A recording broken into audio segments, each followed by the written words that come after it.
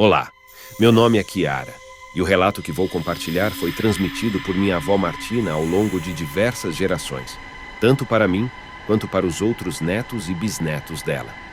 Antes de falecer, ela insistiu que não deixássemos essa história se perder com ela. Por isso, estou trazendo-a aqui, na esperança de alcançar o maior número possível de pessoas. Acreditem ou não, preciso mencionar que jamais esquecerei aqueles belos olhos azuis lacrimejantes toda vez que ela parava para narrar essa história. Em homenagem à minha nona Martina, vou contá-la em primeira pessoa, como se ela mesma estivesse compartilhando esse relato. Era o ano de 1945 e a Europa encontrava-se devastada pela Segunda Guerra. Lembro-me claramente, com 13 anos, de estar em casa com minha mãe, discutindo como seria a vida agora que a guerra havia terminado. Contudo, os horrores vividos ainda nos assombravam. De repente, meu pai, um homem alto e forte, abriu a porta eufórico, dizendo para arrumarmos as malas, pois partiríamos para o Brasil em 3 dias. Essa notícia pegou todos de surpresa. Minha falecida mãe perguntou incrédula como assim iríamos para o Brasil. Meu pai, com os olhos brilhando, respondeu que sim, o navio partiria em 3 dias. O governo brasileiro estava custeando a viagem e ele havia conseguido vender nossa propriedade. Estávamos prestes a começar uma nova vida longe daqui. Minha mãe sorriu e correu para arrumar as malas. Enquanto isso, eu me perdia em pensamentos sobre como seria atravessar o oceano e mudar para outro continente. Minha mãe me interrompeu, dizendo: "Ei, menina, pare de sonhar. Vá logo arrumar suas coisas. Temos apenas 3 dias para a viagem." Para ela, eram apenas 3 dias, mas para mim, pareciam 3 anos, tamanha era a ansiedade. Enfim, chegou o dia. Morávamos em Gênova, então não demorou muito para chegarmos ao porto. Procuramos nossa embarcação e quando a encontramos, meus olhos se perderam, maravilhados pelo tamanho e imponência do transatlântico chamado Liberdade. Estávamos deixando uma Europa em crise, completamente devastada, rumo a um novo mundo. Eu me sentia como os pioneiros que descobriram a América ao subir as escadas que levavam ao convés da minha família. Enquanto meus pais e os demais adultos concluíam os trâmites da viagem, aproximei-me do parapeito do navio para observar as outras pessoas subindo. Eram centenas, assim como nós, em busca desse recomeço. Do local em que eu estava, pude observar quando os marinheiros embarcaram animais de pequeno porte, como galinhas, porcos, cabras, entre outros, que seriam fundamentais como alimento durante nossa jornada de pelo menos 40 dias pelo mar. Tudo estava pronto, e o comandante deu o sinal para a partida. Quando a embarcação deixou o porto, olhei e dei meu último adeus àquela terra onde o mal havia reinado. Eu não fazia ideia de que o mal se apresentaria de outras formas, escondido nas sombras. A primeira noite no mar foi inesquecível. Fiquei olhando a imensidão através da janela da cabine enquanto meus pais e tios discutiam sobre como seria nossa vida. Ao amanhecer, fiz meu desejo com a família e corri para o convés. Lá, presenciei uma cena marcante. Uma imensa baleia saltou das águas e desapareceu mar adentro.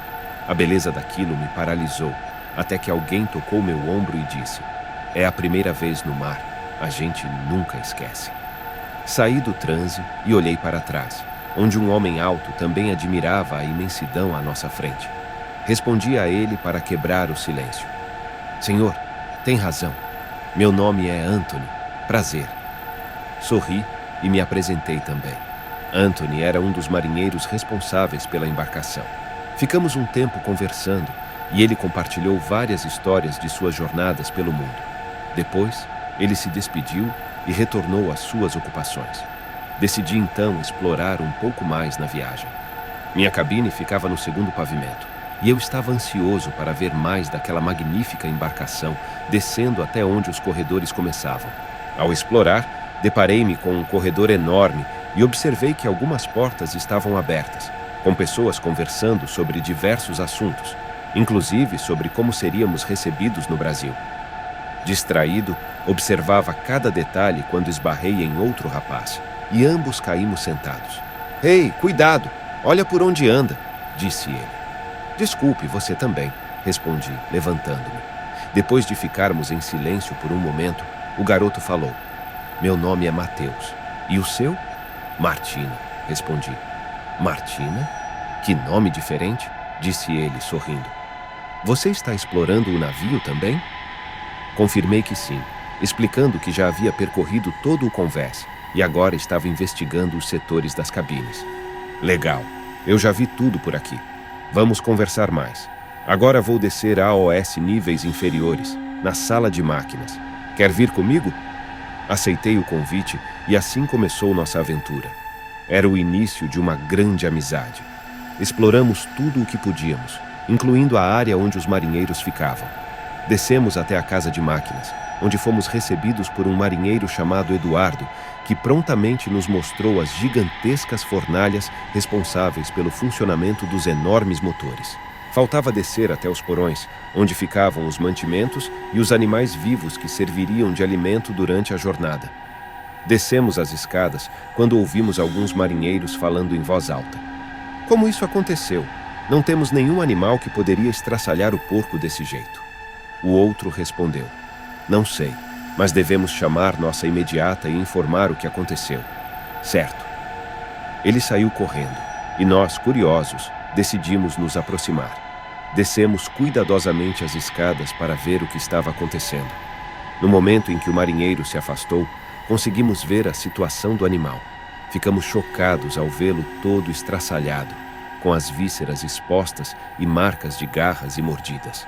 O susto foi tão grande que nos jogamos para trás, tropeçando em um balde, chamando a atenção do marinheiro. "O que vocês estão fazendo aqui, suas pestes?" nos repreendeu. Nos entreolhamos e corremos assustados escada acima, indo para o setor das cabines. Nos separamos momentaneamente, cada um indo para o seu lado. Entrei rapidamente na minha cabine e quase atropelei meus pais na porta. Minha mãe me olhou assustada e perguntou: "Martina, eu estava indo te procurar. Vamos para o refeitório. Vamos, menina." Eu estava tremendo devido ao susto e acenei com a cabeça, concordando.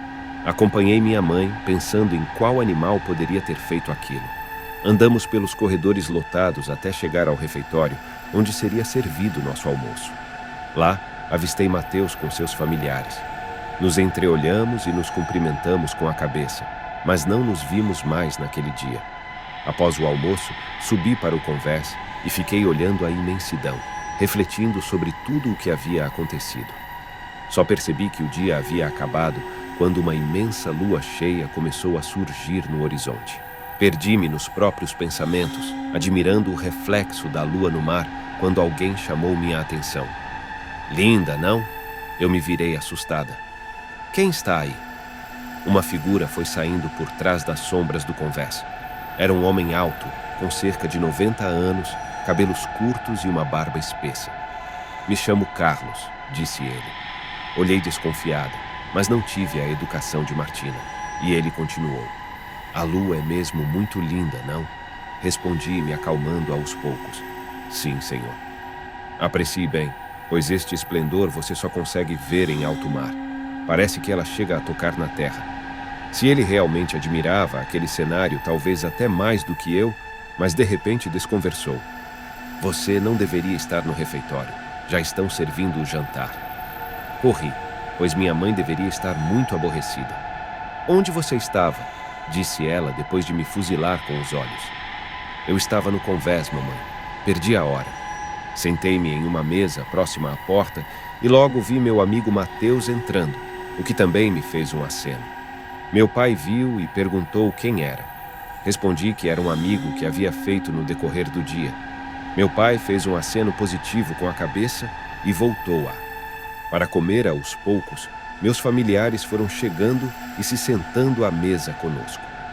Quando o recinto estava completo, vimos entrar o senhor trajando um uniforme diferente dos demais marinheiros, todos cheios de pompa. Era o senhor dos seus 60 anos, barba branca, mas de um porte atlético mesmo com aquela idade. Ele veio acompanhado de outros marinheiros e subiu a uma espécie de palco, onde todos puderam vê-lo melhor. Um dos marinheiros pediu a atenção de todos por um momento. E então o homem de barba branca começou a falar. Boa noite a todos. Meu nome é Michael e eu sou o capitão deste navio. Nossa viagem até o Brasil vai levar cerca de 40 dias e faremos o possível para torná-la o mais agradável possível. De repente, ele foi interrompido bruscamente por um marinheiro que entrou assustado. Ele disse algo que foi ouvido por todos no recinto. As pessoas se entreolharam, sem saber o que estava acontecendo, e eu e Mateus trocamos olhares, mas já sabíamos o que estava por vir. O capitão ficou pálido, mas se recompôs e terminou seu discurso, desejando boa noite antes de se retirar rapidamente, seguido pelos outros marinheiros. Terminei rapidamente de comer e saí da mesa, sendo seguida por Mateus. Minha mãe disse: algo que você quer ouvir? Temos que encontrar um lugar para vermos o que está acontecendo sem sermos vistos. Disse a Mateus que sim com a cabeça e diminuímos os passos assim que chegamos à escada que dava acesso aos porões de carga. Havia uma movimentação estranha. Vários marinheiros subiam e desciam com muita pressa. Nós esperamos e descemos mentalmente a escada até chegar a um ponto onde não estavam os berços. Foi então que vimos o capitão cercado de marinheiros olhando algo no chão. Temos que chegar mais perto, falei, e Mateus concordou. Descemos mais uns degraus e nos escondemos atrás de uns barris. Foi aí que conseguimos ouvir quando o capitão disse: esse pobre animal foi estraçalhado. Parece que o leão atacou. Olha as marcas das garras. Um marinheiro replicou: capitão, não temos nenhum animal dentro do navio que poderia ter feito isso. O capitão ficou em silêncio e, olhando para as feridas do animal, disse: eu já vivi muito, tanto em alto mar quanto em terra firme. Vi e venci coisas que vocês jamais acreditariam. Não quero que façam perguntas. Melhor grupos e peguem as armas que temos guardadas, vasculhem em cada canto deste navio, desde a sala de máquinas até a ponte. Olhem em cada tubo, em cada canto onde couber um animal ou até mesmo um homem. E se virem alguém ou alguma coisa suspeita, não pensem, atirem para matar. Os homens se entreolharam espantados e perguntaram quase ao mesmo tempo: mas, senhor, o que devemos procurar? O capitão, que até o momento olhava para as feridas do animal, se virou e disse: não sei, mas estaremos preparados para qualquer coisa que possa surgir.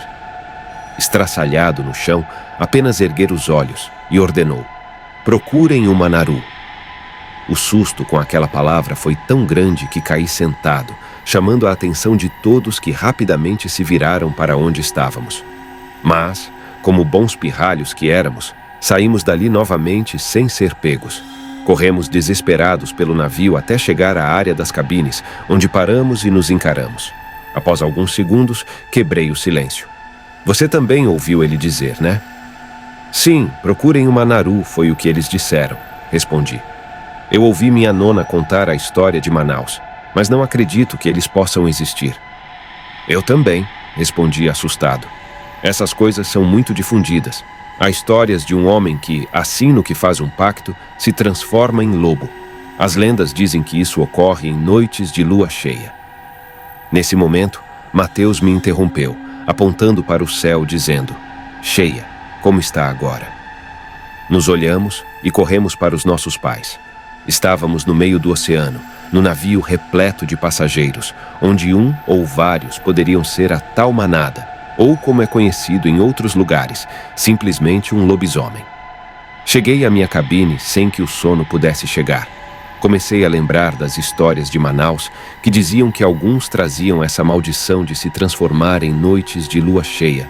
Eles atacavam animais, pessoas, e segundo as lendas, alguns, mesmo transformados, não perdiam a consciência. Eram astutos e vingativos. E agora, segundo o capitão, temos um ou mesmo vários a bordo. Fiquei imaginando quem poderia ser no meio daquela gente toda. Me perdi nos pensamentos até finalmente pegar no sono, mas já era quase de manhã.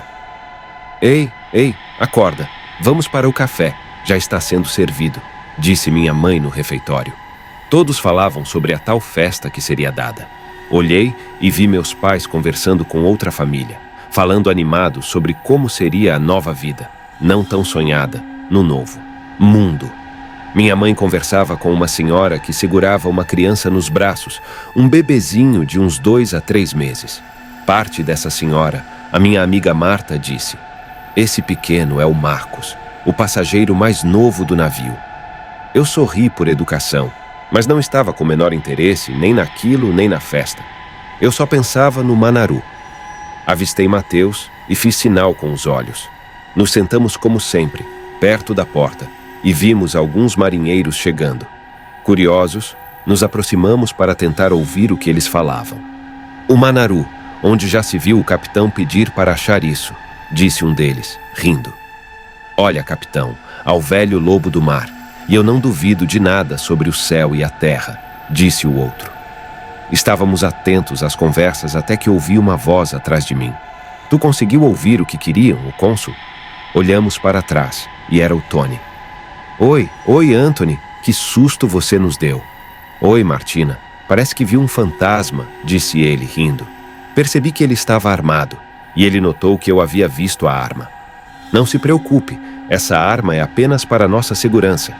Parece que temos um clandestino aqui atacando os animais", explicou. "Um plano insistindo desse." "Mateus, sim, algum felino deve ter entrado no navio no porto, e nós não percebemos. Ele já matou 2 porcos." Ele fez uma expressão linda e estranhei. "Sim, ou você acha que pode ser outro animal, Martina?" Ele me olhava muito sério. "Não sei. Onde bom, vou andando de vocês 2. Não fique de bobeira à noite pelo navio, nunca se sabe o que se esconde nas sombras." Senti um arrepio percorrer pelo corpo quando ele falou aquilo. Mais um dia no mar chegava ao fim, e no horizonte, a lua cheia dava sinais de que iluminaria mais uma vez aquela noite. Mateus e eu conversávamos com o velho sobre o que passamos na guerra, e nem vimos o tempo passar até nos esquecermos do lobisomem que poderia estar entre nós. Mas quando a lua estava no meio do céu e estávamos admirando a sua beleza, chegamos a uma cabine onde havia uma multidão. Me assustei ao ver minha mãe amparando a sua amiga, enquanto essa apertava seu filho entre os braços. O capitão também estava lá. Ele queria saber o que estava acontecendo. Dona Marta ainda tremia, e eu estava aqui. Arrumei o meu bebê com a porta entreaberta quando senti um cheiro de carniça insuportável. Quando me virei para o lado para verificar se estava aberta ou fechada, olhei para trás e vi uma pata peluda empurrando. "Oi, filha!" Num ato de reflexo, corri para fechar a porta na mão daquele bicho, que começou a arranhar a porta. "Veja as marcas!" Então, ele tentou derrubá-la. Meu bebê se assustou, e quanto mais ele chorava, mais agitada e com raiva a criatura ficava. Eu não sei como ele não conseguiu entrar. Todos se entreolharam espantados com o relato da mulher, ainda em choque. O capitão ouviu tudo atentamente, levantou-se e ordenou aos marinheiros: "Vamos, mexam-se, peguem as armas, os arpões, o que tiverem, procurem essa criatura." Os marinheiros saíram rápido. Mateus e eu ficamos ali, apavorados com isso. "Foram tiros", disse minha mãe, fazendo a gente voltar à realidade. "Sim, eu também ouvi", disse Dona Marta, ofegante, mas adiante. Vimos um tumulto. Vários marinheiros juntos e também vários passageiros estavam próximos a uma escadaria que dava para os compartimentos inferiores. Ouvimos outro tiro seguido de um grito de dor. Então, o capitão desceu com outros marinheiros. Fez-se um silêncio mortal até que o capitão voltou com um homem ferido nos braços. Era o Anthony e estava com o uniforme rasgado. Ele vinha apoiado no marinheiro Marcos, e quando passou por nós, vi marcas de garras em seu peito enquanto o levavam para a enfermaria. Nós fomos atrás deles, e eu vi o capitão fazendo o que parecia ser uma ameaça ao Anthony. Não entendia por que ele faria aquilo. "É um sujeito machucado", eu dizia. Essa é a última chance que ele teria. Mais uma chance de que eu não estava entendendo mais nada. Foi então que um dos médicos percebeu que estávamos bisbilhotando e mudou de assunto. "Você teve muita sorte", disse o médico. "Mas o que aconteceu lá embaixo?" Anthony sentou-se na cama e começou a relatar o que havia acontecido lá embaixo, perto da casa de máquinas. Eu vi alguma coisa descendo correndo as escadas, sentido a casa de máquinas, então acompanhei. De repente, eu vi uma criatura enorme. Era um ser negro, todo peludo, uma mistura de cachorro com um homem. Eu não hesitei. Atirei, mas ele se virou e veio na minha direção, me dando uma patada no peito e me jogando para trás. Todos ficaram chocados com o relato. Anthony, os marinheiros começaram a falar para o capitão. Senhor, nós escolhemos toda a sala de máquinas. Não encontramos nada, apenas algum vestígio de sangue. Oi, Mateus e eu ouvimos tudo da porta quando estávamos nos retirando. Batemos de frente com Carlos e outro marinheiro, e ele nos disse: crianças, é melhor vocês ficarem com seus pais aqui fora. Não é um lugar seguro, pelo menos até encontrarmos essa criatura e darmos um fim nela. Mateus olhou para ele e me falou: esse homem me dá arrepios. O Anthony ficou uma semana na enfermaria. Os dias depois do incidente passaram tranquilos. A lua cheia já havia passado e o capitão estava convencido de que era um lobisomem e que, portanto, eles só atacam na próxima lua cheia. Já estávamos há 15 dias em alto mar e a próxima lua seria no final do mês. O navio voltou a ter certa tranquilidade até começarmos a preparar uma festa que havia sido esquecida devido aos incidentes da fera. Eu estava novamente no convés e ouvi de novo aquela voz no meu ouvido: o mar tá lindo, não é, Martina? Olhei para trás e era o Anthony. Ele já estava totalmente recuperado. Sim, é lindo. Como está o seu ferimento? Ele sorriu meio constrangido. Tá bem melhor. Vai ficar uma cicatriz, mas nada que uma boa camiseta não tampe. Nos despedimos, e quando me virei, percebi que Carlos estava me olhando de longe. Aquele homem me arrepiava mesmo naquela distância. Mais uns dias passaram, e finalmente chegou o dia da festa. Por volta das 8 horas da noite, todo aquele povo no convés comia e cantava músicas italianas. A alegria reinava. Mateus e eu brincávamos com outras crianças que havíamos conhecido no navio. Chegamos ao convés, olhamos o céu e do nada algo nos apavorou. Reparamos que alguém havia feito as contas erradas, pois lentamente foi surgindo por trás de uma nuvem uma imensa lua cheia.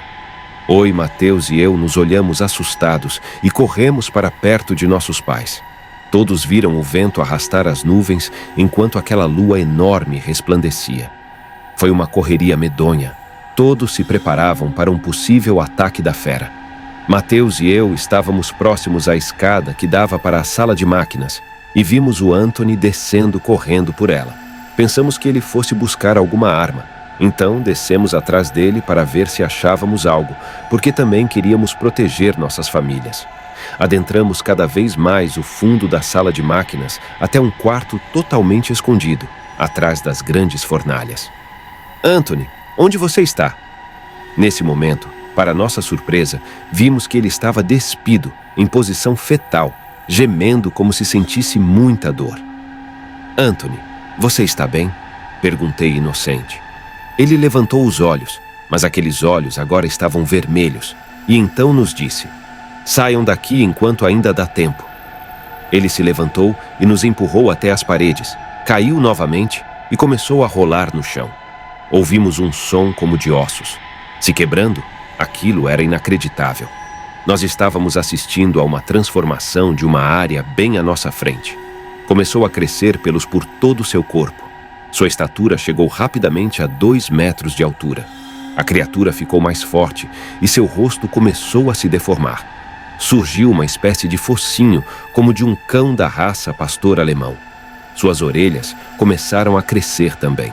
À nossa frente não era mais a figura de um homem, e sim de uma criatura vinda das profundezas das trevas. Oi, Mateus e eu ficamos paralisados diante daquela cena de terror. Nós nos abraçamos e as lágrimas desciam em nossos rostos enquanto aquele ser caminhava lentamente na nossa direção. Ele babava, rangia os dentes enormes e tentava balbuciar alguma coisa. Eu e Mateus fechamos os olhos e esperamos nosso fim. Mas então ouvimos um disparo. Era de um arpão rompendo o ar e, em seguida, o urro de dor daquela criatura. Abrimos os olhos e vimos Carlos atrás de nós. Ele havia acertado uma nara bem no peito. A voz grossa dele nos disse: corram, saiam daqui. A criatura se debatia, tentando tirar o arpão do peito, mas ele havia atravessado o varão nas costas. Vendo que não conseguíamos nos mexer devido ao tamanho choque, Carlos jogou o lançador no chão e correu conosco daquele lugar. Ouvimos um uivo ensurdecedor rompendo a sala de máquinas, que nos fez acordar do transe.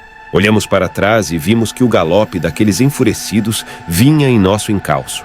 Carlos, vendo que a criatura se aproximava, nos colocou no chão e puxou uma faca da cintura. Ficou esperando a criatura se aproximar e ele era a única barreira entre nós e a morte.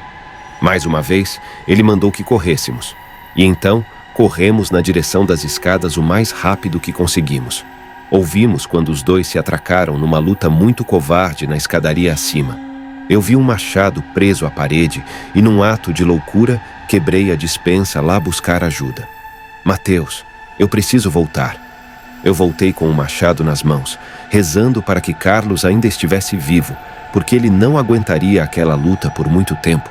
Mas o barulho que eu ouvia ainda nas escadas sugeria que Carlos estava bravamente numa luta feroz. Uma luta feroz era travada lá embaixo, e eu estranhei aquela força toda de Carlos. Mas a noite ainda reservava muitas surpresas para me aterrorizar. Quando vi que ali não estavam lutando um homem contra uma fera, mas sim duas feras, uma negra e uma cinza como o luar, parecia dois cães se quebrando tudo ao redor. A negra, que estava muito machucada com um buraco no peito feito pelo arpão, mas a cinza também estava ferida, sangrando muito. Quando a negra me viu, deu um salto na minha direção, mas a cinza saltou na frente, e seu peito, num ato heróico, se quebrando. Perfurado pelas garras daquele monstro, ainda ferido, ele conseguiu morder o pescoço da fera negra, dilacerando sua garganta. A fera cinza avançou novamente, dando fim àquele monstro, e eu estava estática com a chave na mão e com olhos azuis gigantes. A fera cinza me olhou e caiu no chão, saindo se arrastando, apoiando-se nas máquinas para o fundo do navio. Eu apenas a seguia aos poucos. Ela foi perdendo o pelo e se transformando novamente no marinheiro Carlos. Joguei o machado no chão e fui ao seu encontro. Em seu corpo havia um buraco feito pela criatura, além das feridas deixadas pelo corpo. Havia também as mordidas que ele havia tomado. Ele sangrava muito e sentia muita dor. Calma, meu amigo Mateus vai chegar com ajuda. A criança passei uma jovem muito corajosa e tem um bom coração, mas eu não vou sobreviver. O meu coração foi atingido pelas garras, e só estou vivo porque o sangue lupino ainda corre em minhas veias. Mas a ferida está muito profunda, dessa vez ela não vai se curar, e eu já estou muito cansado dessa guerra. É hora de partir. Mas do que você está falando? A guerra já acabou, logo estaremos no Brasil, no mundo novo. E ele sorriu. Uma guerra inútil entre humanos que acabou, mas a que eu me refiro é uma guerra milenar. A guerra entre lupinos puros e canais. Nós, lupinos puros que nascemos com a maldição, temos o controle de nossa transformação, e uma parte de nós não ataca humanos normais. Caçamos nas matas e às vezes matamos um animal apenas para nos alimentar, mas nunca trazemos dano aos humanos. Já os canais são como cães do demônio, e eles podem ser lupinos puros que mataram humanos por trazer ou fizeram pactos para conseguir transmutar. Existem muitos, inclusive aqui mesmo no navio, mas possuem controle sobre a transformação. E Anthony perdeu esse controle porque, em alto mar, os humanos são ainda mais vulneráveis. Eu fiquei muito assustada com a revelação dele e disse: "Meu Deus, então, quando chegarem no Brasil, vão causar muitas mortes por lá." Ele acenou com a cabeça positivamente. "Sim, muitas." Meus olhos se encheram de lágrimas e eu disse: "Quantas famílias estão fugindo da causa da Europa, querendo recomeçar, e esses malditos vão destruir os nossos sonhos. Se eu pudesse fazer alguma coisa..." Neste momento, ele levantou a cabeça e disse: "Martina, você pode. E é difícil, mas há uma possibilidade. E sei que você é corajosa o suficiente para isso. Você quer?" Enquanto a luz ainda estiver cheia, ele... Continuou: "Ela me dá o poder de transferir minha maldição, mas para isso é necessário que você concorde e que saiba que terá controle sobre sua transformação. Quando quiser, nas noites de lua, também poderá transferir essa maldição. No entanto, deverá saber que será transmitida para suas próximas gerações. Você saberá quem é o cane e saberá quem é o lupino e o canil. Os lupinos também saberão quem você é. Você nunca deverá matar um inocente, senão, aos poucos, se transformará também em um tone. Mate animais apenas para se alimentar, transmutado, e isso te deixará mais forte. Lembre-se, sua missão é defender os inocentes dos canis e suas maldades. Você será caçada por alguns humanos também e terá que sacrificar outro. Tenha cuidado, mas você encontrará lupinos que te ensinarão muito pela jornada. Lembre-se de sempre escutá-los e nunca, nunca se esqueça que seu desejo de viver, quando estiver ferida, para a cura ser mais rápida e a sua transformação mais forte. Você aceita essa cena estava em seu destino, senão você não estaria aqui e não veria tudo que viu. As últimas frases dele antes de ouvir Mateus me gritando pelo nome, alguns metros de mim, e ele chegou ofegante junto com o capitão e outros marinheiros armados. "Você está bem?" perguntou o capitão, me olhando estranho. "Estou sim", respondi, enquanto o sangue da mordida de Carlos escorria pelo meu braço. O capitão olhou a ferida e viu Carlos deitado, já sem vida, ao meu lado. Eu contei como Carlos lutou bravamente e matou o lobisomem, que naquele momento já era em Tone novamente. O capitão passou as mãos no meu cabelo em gesto de carinho e saímos dali. Fui direto para a enfermaria. Como tradição, jogamos os 2 marinheiros mortos no mar assim que o dia raiou. Pude vê-los caindo pela escotilha da enfermaria. Fiquei algumas horas lá. Depois de liberada, minha família estava desesperada com tudo que tinha acontecido, mas ficaram aliviados quando viram que eu estava bem. No dia seguinte, eu e Mateus estávamos no convés, conversando sobre tudo o que tinha acontecido, e alguém o chamou. Era o seu pai. Ele se virou e foi ao encontro dele. Quando estavam indo, o pai dele olhou para trás, fixamente em mim, e eu senti um arrepio correr pelo meu corpo. Percebi que seus olhos mudaram de cor rapidamente. Tomei um choque e fiquei estática. Meu corpo não conseguia se mover. Senti alguém bater em meu ombro e dizer: "Seu amigo terá uma difícil escolha no futuro." Olhei para trás. Era o capitão. Perguntei: "O que diz, senhor?" Ele riu e continuou: "Ele é um lupino, de nascimento, mas o pai desviou. Só que ele ainda não sabe, pois a transformação só ocorrerá aos 18 anos. Então, ele terá que escolher entre ser um lupino ou um cani. Por falar nisso, quantos anos você tem?" "Vou fazer 14, senhor." No momento certo, ele me olhou nos olhos, e os dele mudaram de um castanho claro para um azul intenso. "Você vai ficar comigo agora, Martina. Há muito para você aprender." Eu me afastei dele, apavorada. Então, ele me acalmou. "Não se preocupe. Seus familiares superaram. Mas você não vai desembarcar no Brasil. Sua missão é muito mais.